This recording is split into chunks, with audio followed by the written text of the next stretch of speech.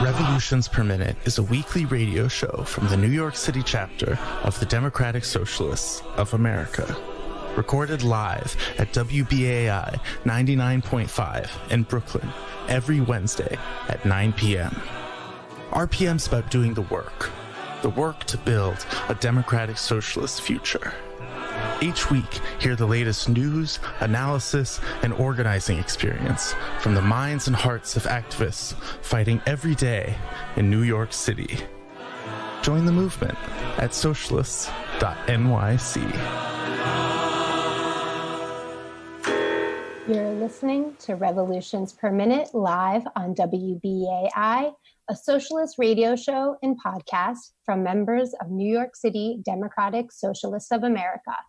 The Democratic Socialists of America is the largest socialist organization in the United States, with 80,000 members nationwide, and New York City-DSA, its biggest chapter. We are run by our 5,500 plus members and organizers who are working together to build democratic socialism in all 5 boroughs. I'm Lisa She. I use she, her pronouns. I'm also co-hosting today with Amy Wilson, who also uses she, her pronouns. On Saturday, major news networks called the presidential election for Joe Biden after it became clear he had won the state of Pennsylvania. New Yorkers took to the streets to celebrate the defeat of President Donald Trump as much as to celebrate Biden's victory. New York City-DSA had already planned to be in the streets on Saturday for a march to protect the vote. We'll talk with the New York City-DSA co-chair, Chi Anunwa, about Saturday's march, as well as DSA's organizing strategy under a Biden administration. But before that, we'll talk with Ariadna Phillips from the Bronx Upper Manhattan Branch about DSA's mutual aid work to feed South Bronx community members. The New York Times recently published an interview with Bronx and Queens Congresswoman Alexandria Ocasio-Cortez after centrist Democrats claimed leftist demands such as Medicare for all, a Green New Deal, and defunding the police had caused Democrats to lose races in swing states. We'll talk with Ariadna about the necessity of such policies in her South Bronx community and much more. This is our second show at the 9 p.m. hour on Wednesday, and we're so grateful to everyone that is tuning in and listening today, and we definitely want to hear from you. So we're going to be opening up the phone lines twice during the show, about 20 minutes into the show, and again at the end of the show.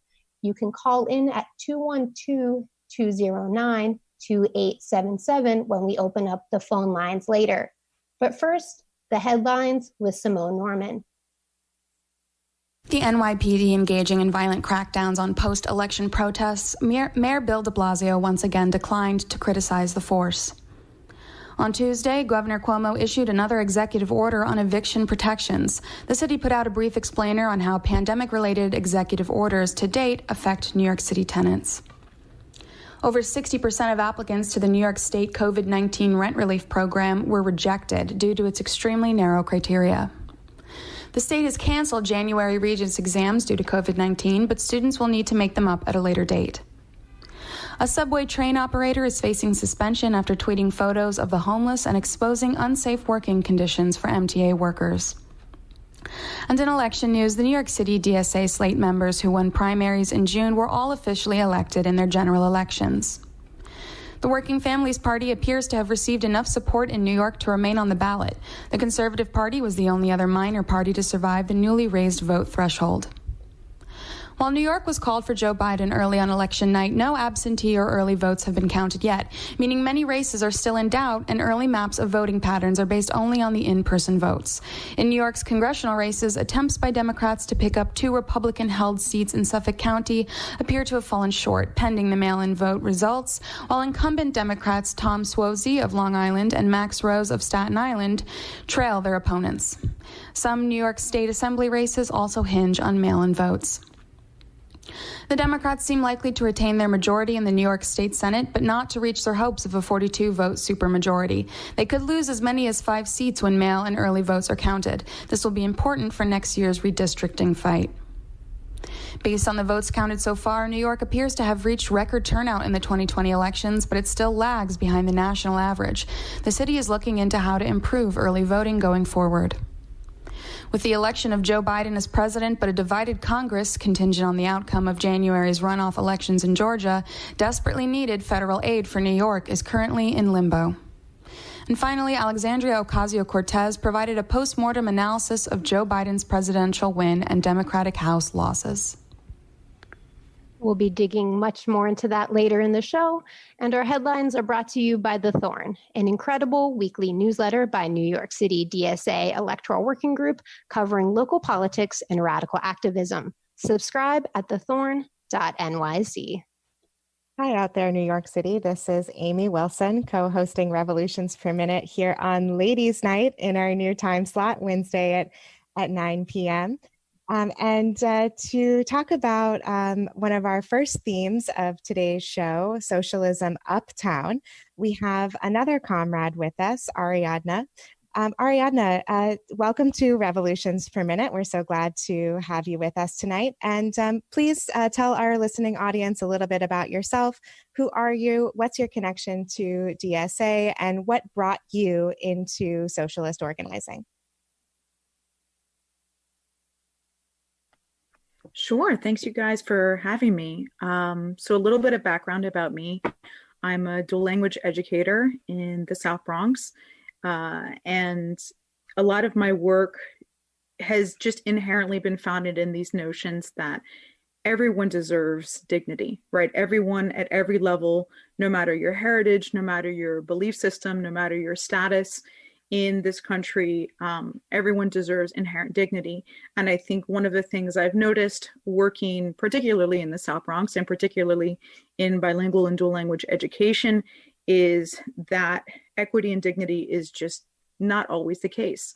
To give some frame of reference for my background, my family on one side is originally from Mexico. And so there's a lot that I've seen even from my childhood and coming up and seeing systems not necessarily provide in equitable ways when folks deserve and should have basic needs be met. There are certainly situations I've lived in my own life that led me towards, I guess, the activism piece in, not only my role as an educator, but my role in the community. And especially as I engaged more and more in collaborating with other organizers and activists, thinking about the undocumented immigrant community, thinking about then forming a mutual aid group, that certainly put me in touch with a lot of other socialists, with a lot of other DSA folks. And I've just appreciated the support.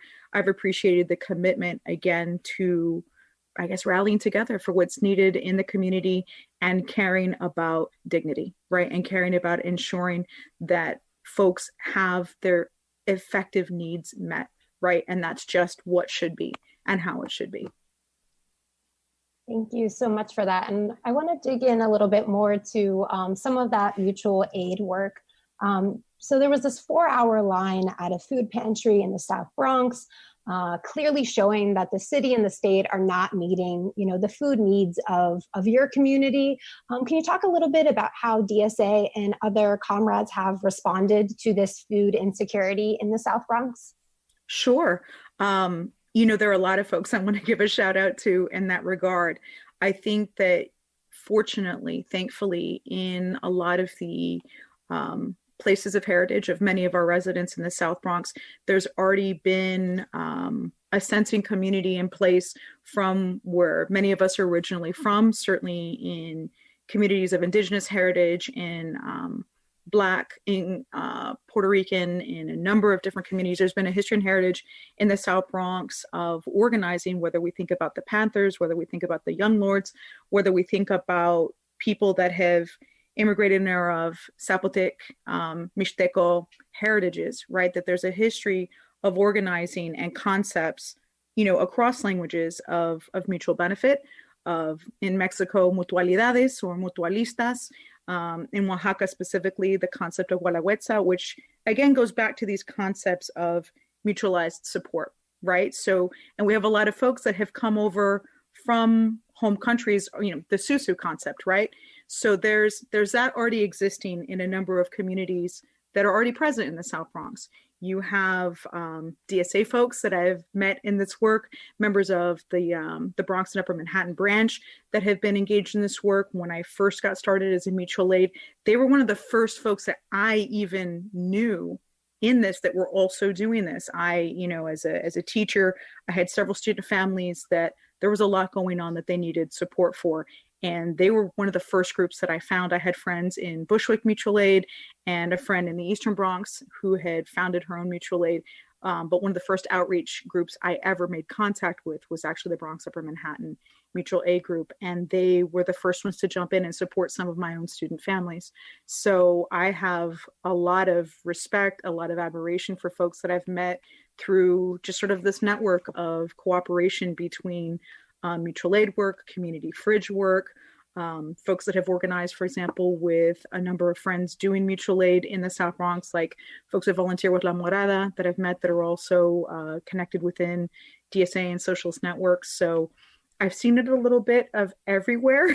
I find folks and I'm like, oh, cool, you're also DSA. So I've just been really appreciative to see that there has been a connective piece of members of the community that are bringing this from places that we're all from heritage that we're all from, and also people who on a theoretical level are putting this into practice, right, in our home communities, which is to me very meaningful to see.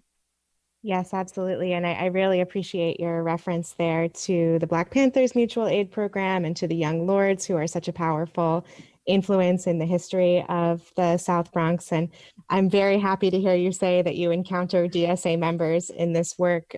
We cover mutual aid frequently here on Revolutions Per Minute, and it's just nice to know that people are out there in the real world practicing what they preach on our show. That's what we like to hear.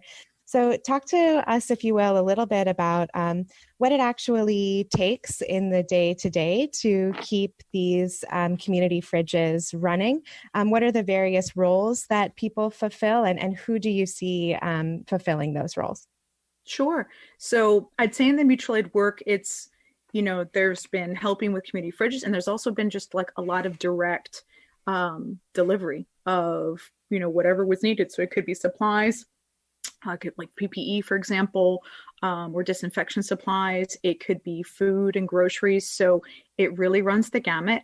And I'll say there's a lot of collaboration and cooperation from a number of parties. So I've seen a lot of folks that are just in collectives, right? Collectives that have been around for an extended period of time here in the city that have, gotten in touch with farms, that have gotten in touch with other forms of like food cooperatives and have been redistributed. Again, the Community Fridge Network, we have friends down in Bushwick and friends in Ridgewood that have shared with us that are amazing community fridges that have gotten in whether it's produce, whether it's food boxes, and they've been sharing alike with mutual aid networks and with the community fridges, just volunteers, regular members of community. I know that my particular mutual aid group, it's been really a cooperation of people from a lot of different walks of life. Some folks I've known that were, in the education world, some folks I've known in the nonprofit world, some folks I've known, like I said, in some of these autonomous collectives, some folks I've just known because we work in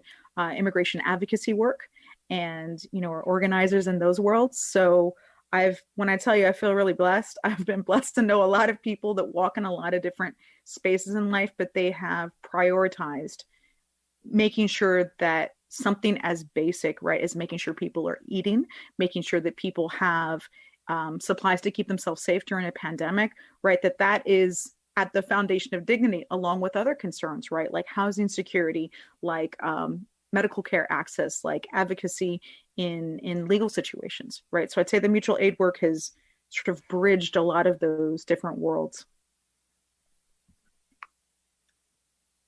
And, your Congresswoman, Alexandria Ocasio-Cortez, has recently been the focus of a lot of media attention because centrist Democrats blame her and other more progressive elected officials for Democrats' loss in swing states. And, I've heard her district get mentioned a lot, where you live, where you've been organizing for a very long time. And all I ever really hear is, oh, this is a very blue, safe district. You just mentioned this very radical history in the Bronx, also the organizing history that so many of the immigrant communities bring to this area. Could you kind of just respond, since your district has been mentioned so much in the media, just kind of respond to that, and also maybe talk a little bit about how things like the Green New Deal and Medicare for All are actually so important in your community, where inequality is also just so stark, which is not something that I hear the mainstream media talk about when they reference, AOC's district where you live.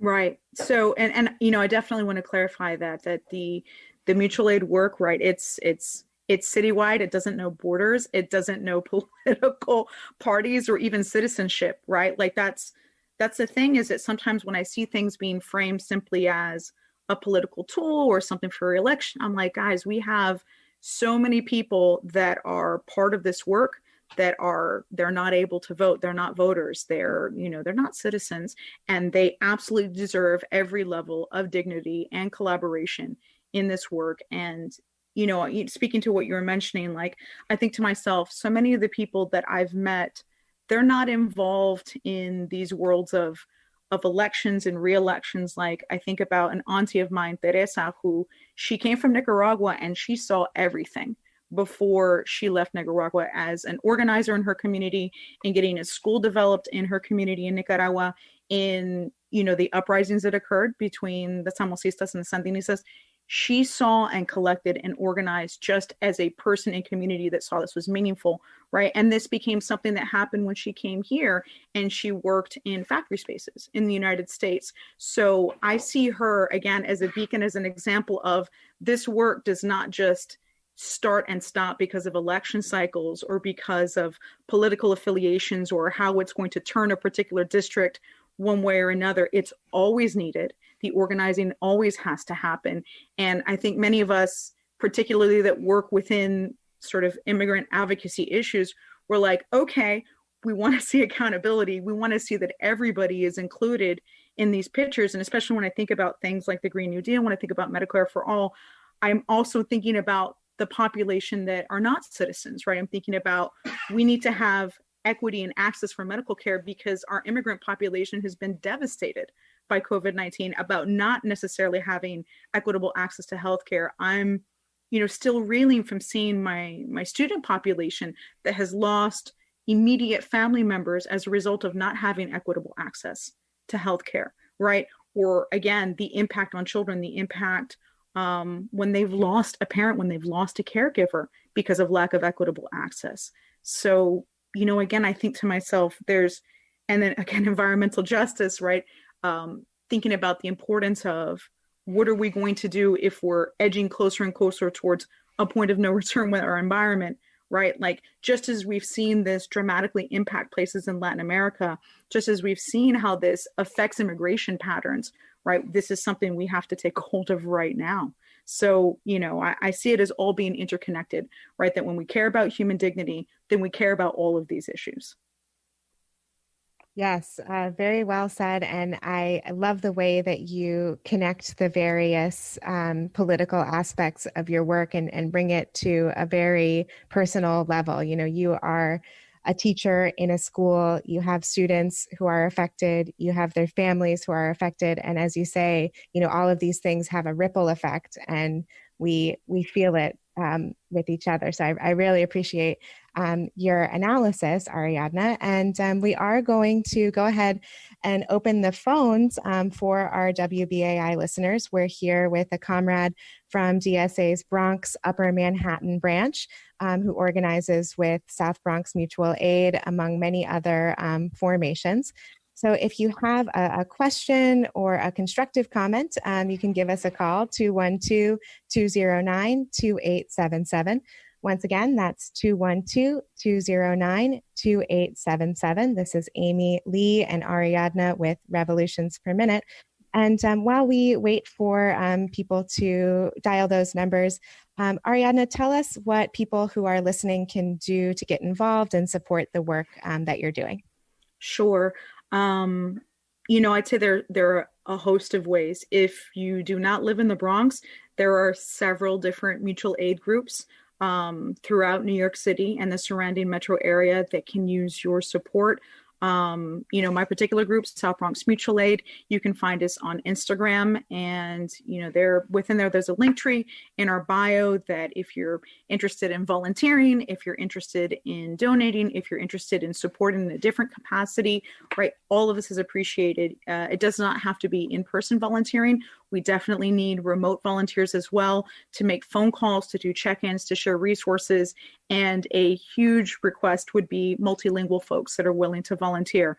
A huge portion of the communities that we serve, English may not be their primary language. So I'd say that for me is a big hope and ask in terms of the volunteer network, Spanish speaking, but certainly also folks that speak West African languages, Arabic, indigenous languages, right? Speaking Mixteco, speaking Nahuatl, right? These are all high need languages in the communities that we're serving. And our work is also happening out in the Eastern Bronx as well. And we have a significant worker community out here as well that can utilize support. So that's, I say, one big ask. The second big ask is I also organize with the Undocumented Women's Fund.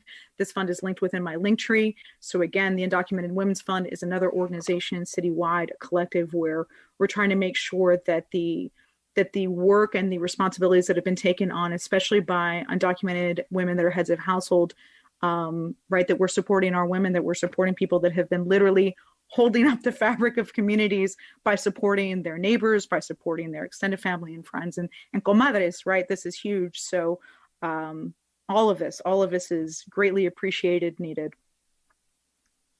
And again, our phone lines are open if folks want to call in. That number is 212-209-2877. Again, that number is 212-209-2877. And earlier, Ariadna, you had mentioned, these fridges that are helping to serve the need when there is this gap right now and food insecurity in your community. Can you talk a little bit about, how food is sourced for that and what kind of food you're looking to give the community? Sure, absolutely. So food gets sourced almost any way we can come by it. There are amazing restaurants. I mentioned previously La Morada. La Morada is a restaurant in the South Bronx. The family that owns and runs the restaurant has been amazing in mutual aid work, in preparing meals constantly and sharing it with the community and sharing it with the network of community fridges, sharing it in forms of mutual aid direct delivery to apartment buildings throughout the Bronx, which is incredible. There have been food partners again with community fridges. I want to give a shout out to Phoenix Community Fridge in Ridgewood, Hungry Monk. Father Mike and the Hungry Monk organization has been monumental in sharing food. 9 Million Reasons. Again, nonprofits have shared what they have. We've had farm co-ops and produce stands that have shared with us. So it really comes, and also regular folks that with what they had available in their home, they brought it down. So sometimes, like, I can think of like Moms Feeding the Bronx, like folks that are just creating and preparing stuff in their home and bringing it to the fridges and sharing it with us. So I know sometimes different electeds. I know AOC has fundraised to be able to support this and has literally given out produce that has been shared within mutual aid networks. So also Julia Salazar's team in Brooklyn, there are a number, like I said, of individuals, leaders, community orgs, collectives individuals that have all been a part of this. I want to give as much as I can equitable shine to all of these folks. Alliance for Positive Change. I can think of so many wonderful people and wonderful groups that have cared, again, about this notion that everybody should have food access, right? That's foundational. That is basic. Everyone should have food access. And the transport volunteers are the people that have also helped make this happen. And these are regular people, right, throughout the city that have cared and made this work, right? So I'm appreciative of everybody. So wonderful to hear. I live across the street from one in Bed-Stuy and try to fill it up with some good produce I get from Lancaster, Pennsylvania, from the Green Hill Food Co-op. So shout out to them. We do have a caller on the line. Caller, you are now live on WBAI. What is your name and comment or question? Hi, my name's Russell, and I use pronouns he and him. Can we agree that we need to break the stranglehold of neoliberal, neocon Democrats and Republicans on our politics? We agree there, right? Hello? Tentative, yes, depending on what you're about to say. Yeah, I know. Well, that's why I'm just asking. We can agree on that.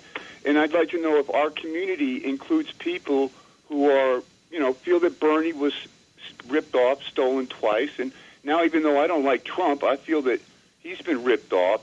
And I'm looking at the revolution coming from a different direction than what we expected. Mumia said that the revolution is more likely with Trump in office. And I think that half of this country believes that the election was stolen through fraud, lies, and deceit. And the other side knows this is true, but feels that the ends justify the means. And I'd like to ask Ariadna, do you see Trump as like a witch, sort of like a scapegoat for all our problems? We've blamed him for 250,000 deaths, for everything, white supremacy, everything that existed in this country long before he came around. So I'd like to know if you think he's like a witch. I'll listen off here. Thank you very much. Sure. Well, the first thing I'm going to say is I think you and I may have very different perceptions of witches. I want to say shout out to witches, shout out to brujas, shout out to curanderas, because that is actually a term that I look at very differently and frame in a different context. But I think I understand what you're saying, right? That as maybe a pinpoint to be able to say, oh, this is the lightning rod. This is the reason why. This is where we're going to say this is what's caused the issue, or maybe provoked the change. I'm assuming that's what you mean by witch in that sense, sort of a place to scapegoat. And so I'd say from my take, sometimes it takes a bit of a lightning rod to bring out all of the ugly and to show truth, right? Like that, especially if you've been living in a number of communities of color and a number of immigrant communities, for history in our country, you probably know that white supremacy has been an ongoing issue. I grew up in a community outside of New York City. I grew up in Florida, and I certainly saw some very, very ugly, very, very direct forms of threats and racism growing up, given my heritage, given where my mother's from, and like death threats and weapons, unfortunately, from the time I was a kid. So it's not something that I see as necessarily being new. I do think that hopefully it's being as visible as it's been. It's maybe activated people to do more, but it's certainly not something that I want to see continue. Like, I don't want to think of it as a necessary foil to activism or a necessary foil to people taking a stand and doing something. On one end, I can try to see it like a silver lining, right? That now people are saying, oh, wow, this is really horrible and I need to do something. But I'd like to hope that that's not what it takes to be able to see that ugliness for what it is and to be able to take action, even at the community level, and say, well, I'm going to be a voice for change, even as a grain of sand. My anti-racist work is going to mean making sure that my community is being fed and making sure that I'm advocating for equitable health access, right? And environmental change policies. I can hope. I'd like to believe that we don't have to rest on our laurels if there's a change in presidency. I hope that, again, I think this work is vital to continue, even with a change in presidency. Obviously, that's my own perspective, right? You're listening to Revolutions Per Minute on listener-sponsored WBAI in New York City, broadcasting at 99.5 FM and streaming on your favorite podcast app. To connect with us after the show, you can email us at revolutionsnyc@gmail.com. You can also find us on our website, revolutionsperminute.simplecast.com, or on Twitter at NYC-RPM. I'm Amy Wilson here with Lee Zishi tonight. We just spoke with Ariadna Phillips about the mutual aid work DSA members are doing in the South Bronx to feed their community members. And I think I catching the vibe of Lee when I say, please come back and talk to us on RPM anytime. You were fantastic. Really appreciated your comments, and we really appreciate your work. Thank you so much, guys. Thanks for having me. Thank you. So Ariadna's district is represented by Congresswoman and DSA member Alexandria Ocasio-Cortez, who of course has been the target of much criticism lately from centrist Democrats who believe the positions she advocates, along with other progressive Democrats, are somehow damaging the Democratic Party's power. Joe Biden was announced as the winner of the presidential primary on Saturday. That day, DSA members, including myself, took to the streets for a coalitional mass march with New York's progressive community. To understand that event and the reasoning behind it, I spoke to our comrade Chi, who was re-elected this year to a second term as the co-chair of New York City DSA. Let's go ahead and roll that clip.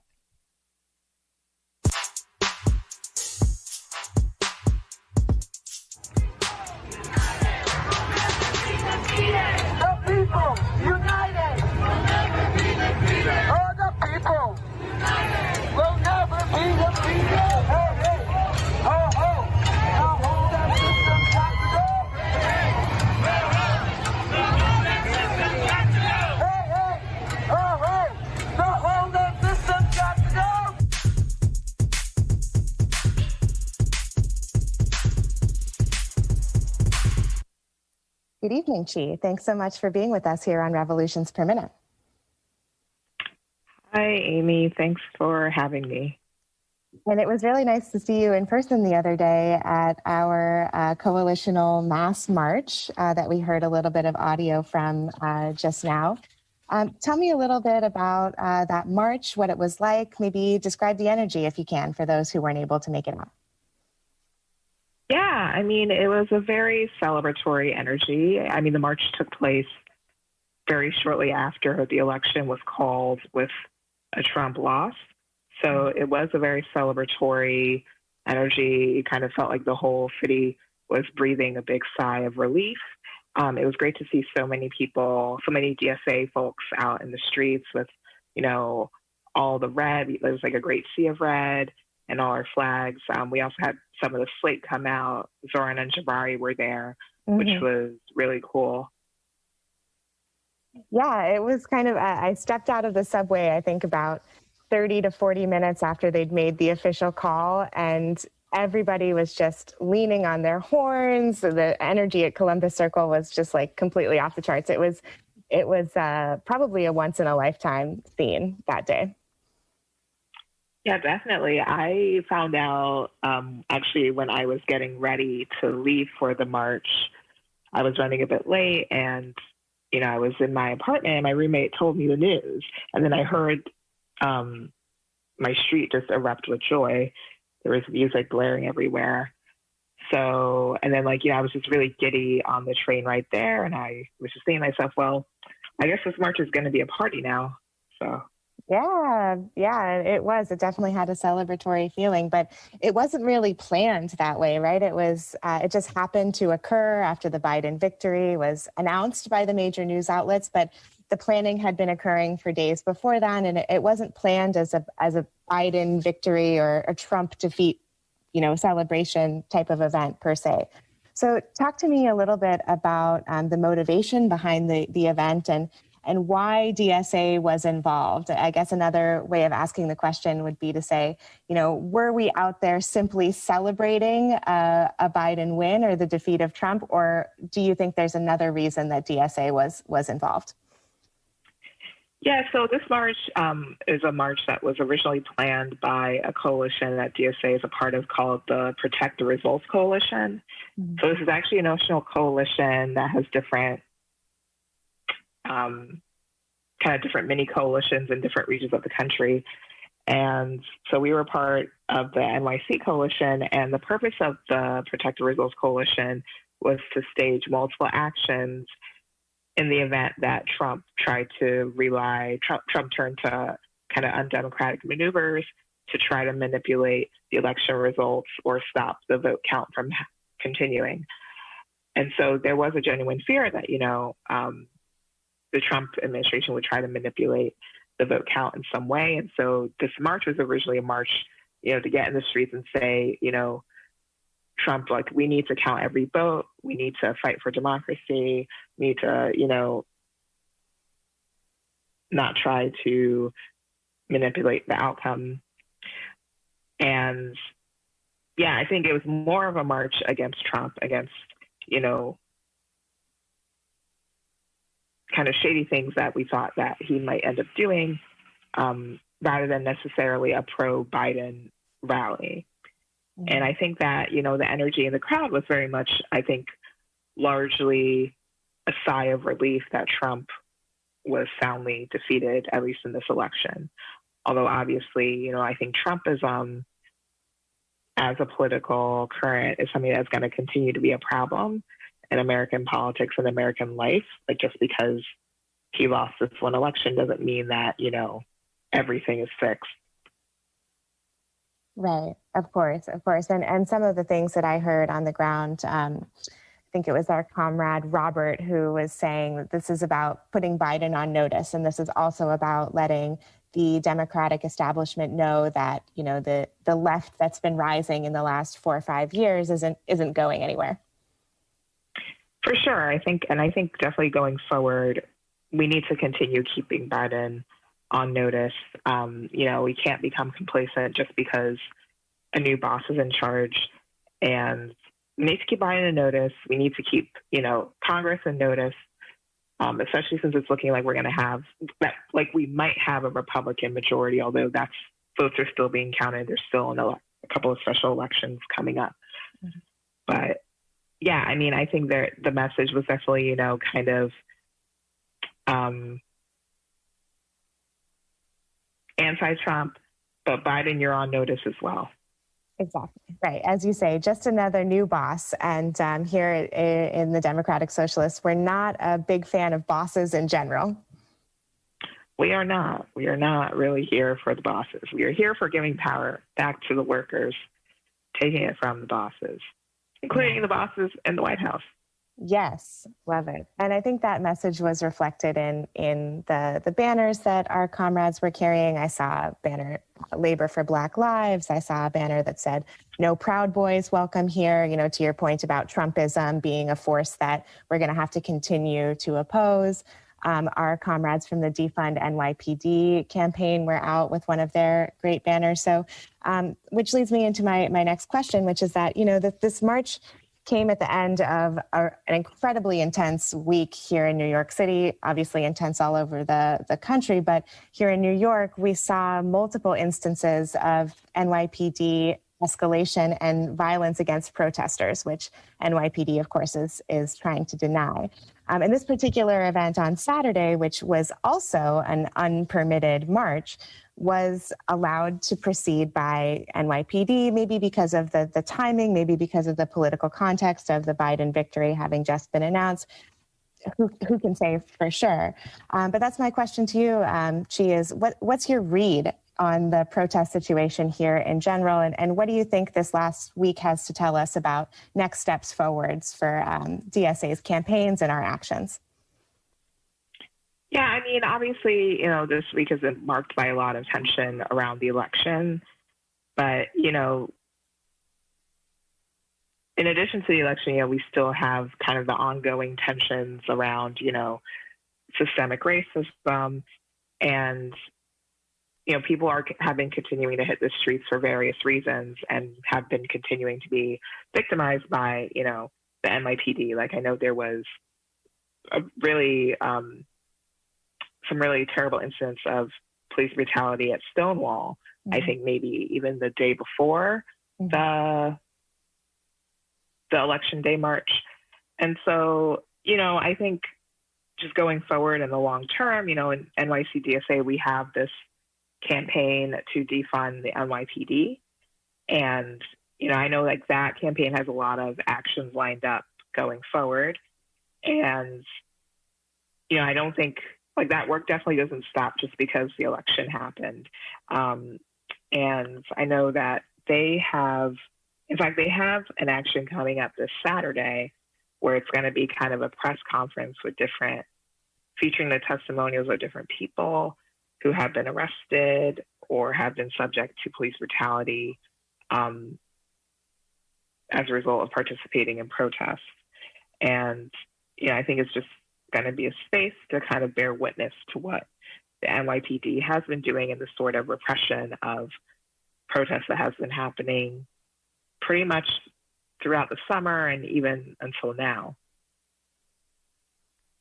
Yeah, that's going to be a powerful event. And I think that we're going to be there as Revolutions Per Minute to try to uplift the voices of the people who've been most affected by police repression and sort of underscore that, we have to be in solidarity with the people who have been arrested, whether they were out explicitly for a Black Lives Matter protest or the Stonewall, the Trans Liberation March, as you mentioned. The NYPD doesn't really seem to see the differences between different types of actions, and they've just been applying this very heavy hand of state repression in these days around the election. So I'm really looking forward to seeing what comes out of that event and in the coming weeks and months for New York City DSA in general.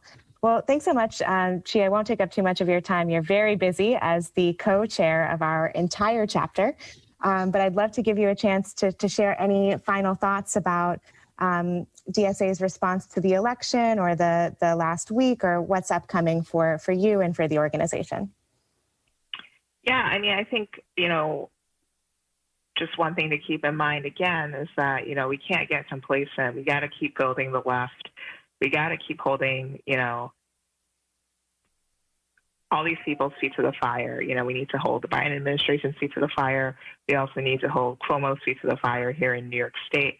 And I think what we're seeing is that, with like an incoming centrist presidency, and then we also have in our state, a very neoliberal governor, I think a lot of the work that we're doing at NYC-DSA to build the left, to build a movement that's centered on the working class, like that work has become even more urgent.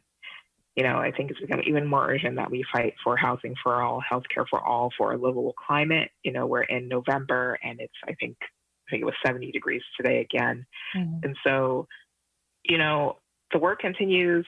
Our task at hand as socialists, continues and does not become less urgent just because Biden is now in power. Yep. Onward. Indeed. Thanks again for speaking with me, and I wish you the best, and I look forward to our next conversation. Thanks, Amy.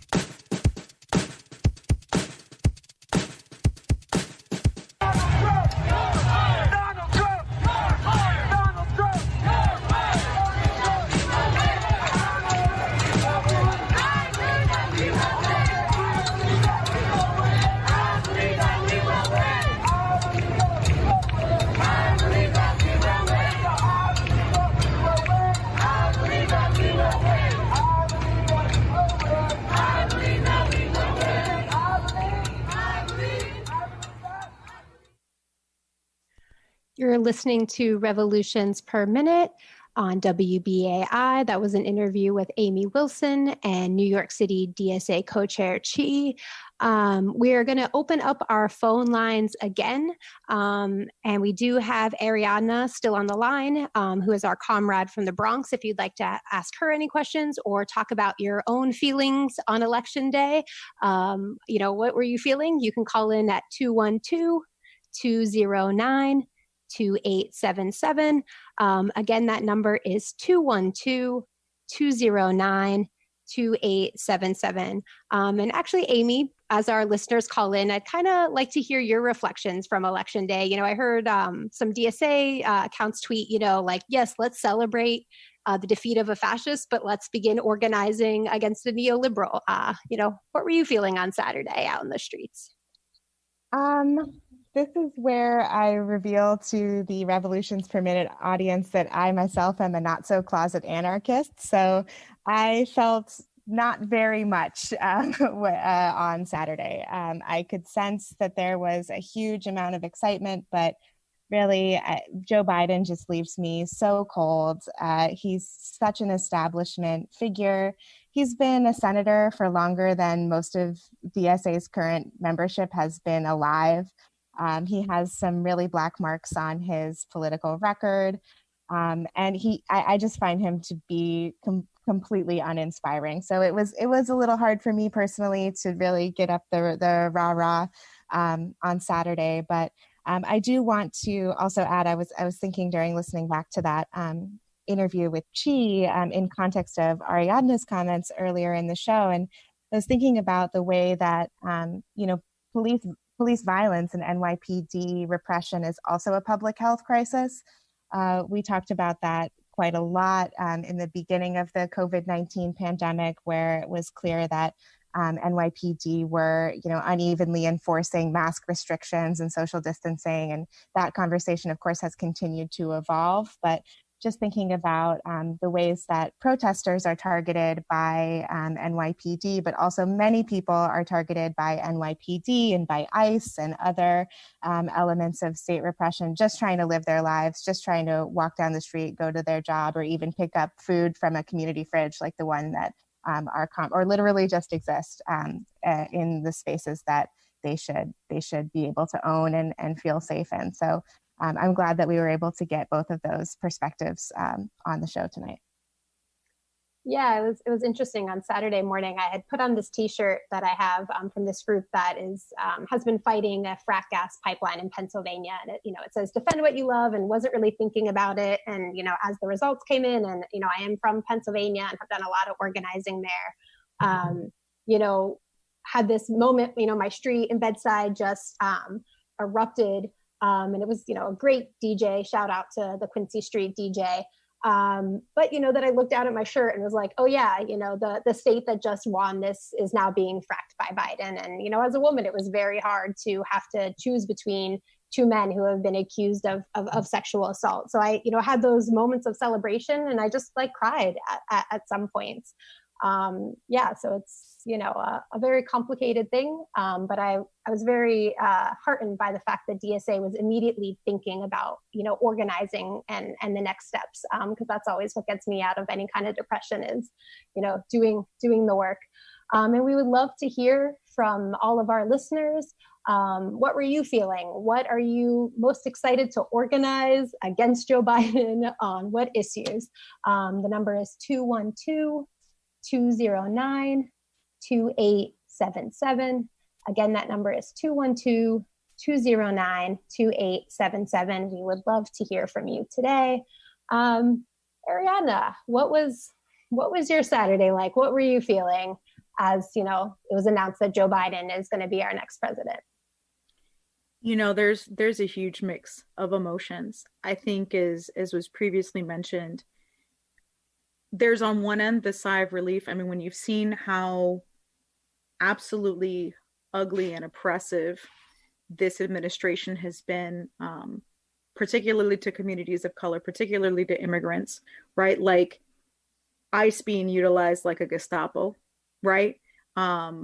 It's terrifying, right? So naturally you think to yourself, well, I don't want to be under any more of this authoritarian regime, right? It's awful. I think that, on the flip side, immediately what comes to mind is the accountability measure, right? That, okay, if this turns to Biden, then gosh, I hope this isn't where everyone rests on their laurels and says racism is solved.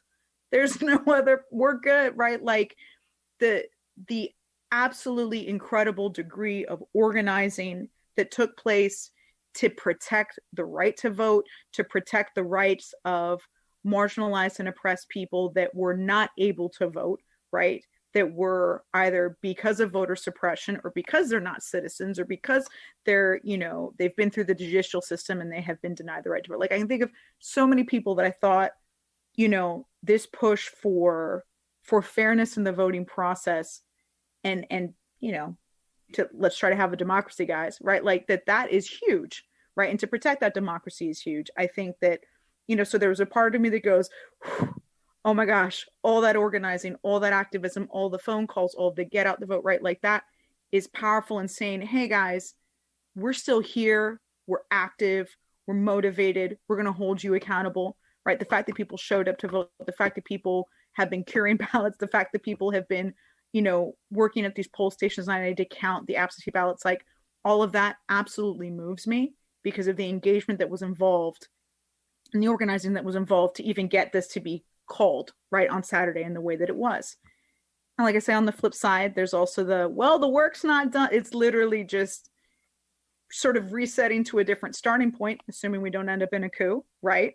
There's that point to be made that there's a lot of work to do. And there are a lot of people that are still going to feel disenfranchised, even in a transition to a different administration. So what's the work going to look like to, again, truly build towards equity, truly build towards dignity, and not demonize folks that are trying to do that? Because I think that that's also a consideration I have is like, is there going to be more demonization of people that have progressive values that care, again, about issues like medical care, Medicare for all? Is this going to be something that then tries to push them aside once the election is won? I hope that's not the case. I'm going to be honest, guys, during that evening, I went to a meditation. I went to a meditation retreat. I was like, all right, there's work to do, center in the self, right? I'm going to center in the self. I'm going to go to a meditation retreat and we're going to move forward, hopefully from a clear-minded perspective of the work that needs to be done moving forward, right? Inward reflection to outward action. Yes. I can tell that you went to a meditation retreat. You're giving me very calm, very, very calming vibes, which are much needed in this time when everything is very inflamed. And I think you're right on to point out that there's been a lot of left punching. That's kind of one of the themes of our show tonight. The way that AOC as a figurehead for our movement has taken a lot of the heat for that. And I think she's an incredibly bold spokesperson for a lot of the policies and changes that we want to see made. But of course, here on Revolutions Per Minute, we're all about the on-the-ground organizers like the ones that we're speaking to tonight. So we've got a couple minutes left in the show. If you would like to call in, give us a shout. The number is 212-209-2877. Once again, that's 212-209-2877 here on Revolutions Per Minute, the officially endorsed show of the New York City Democratic Socialists of America. And I'm curious, while we wait, if anybody would like to give us a call, you're a teacher, right? Mm-hmm. Yes. Yes. So, and how old are the students that you teach? So I have students in the school from 11 to 18. So 6th through 12th grade. Different years, I've taught different grades, pretty much the entire gamut, especially within the dual language program. Primarily now I see more middle school students, but I guess every year that changes depending on the capacities that they need me in, because I also teach a lot of different content areas. I bet you do. And I'm very curious about, people of that age, middle schoolers, young teens. Are you able to talk to them about these types of things at all? Did they have a reaction to the Biden win? And if so, what are they saying? What are they feeling? So, and I think I should clarify, I teach in the public system. So there are, certain non-starters in terms of what can be and what can't be discussed, but you can always discuss civics. You can always discuss rights. You can always discuss history.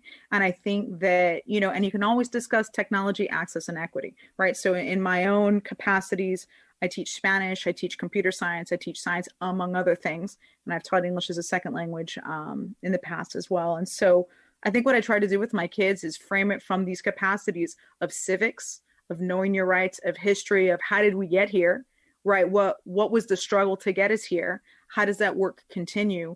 If we want to make things more equitable and access, what does that look like?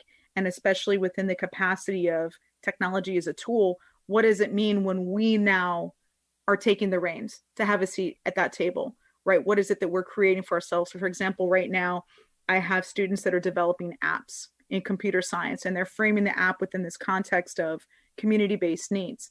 And this was also something that we've done in years past. So thinking about not only elections, but just in general, the work of public policy, the work of community organizing and advocacy. Like, what types of tools do we need, even from the time we're young, to be able to activate ourselves and have a voice as advocates and do something? You know, one thing I often try to tell my kids is you don't have to wait until you're an adult to do this work, right? Like, you're an expert of what is going on in your community, in your home, in the capacities of the heritages and identities that you have. So think about what that means. What tools do you need to help us and others get to a future, hopefully a near future, that is more in line with what should be occurring, right? Instead of waiting for other people to do it, how do we create it for ourselves?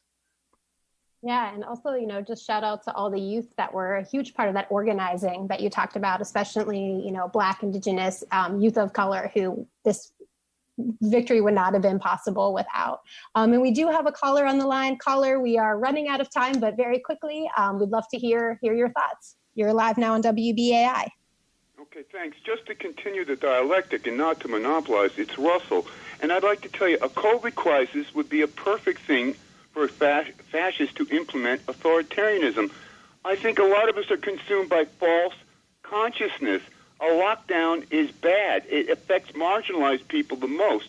Look at California. They just voted for Uber to roll back labor laws, and $200 million was spent to approve this, and they got people to believe that they'd be helping the Uber drivers. This is false consciousness going on. I think we should all examine our assumptions. Trump isn't a fascist. He's just representative of this country, and we're much better off with him there. Kasich is going to push out everybody like AOC and Bernie. Don't be taken in. Go down to Washington. When we're down there, we're going to overthrow these fascists that are in charge of the Democrat Party. Thank you very much.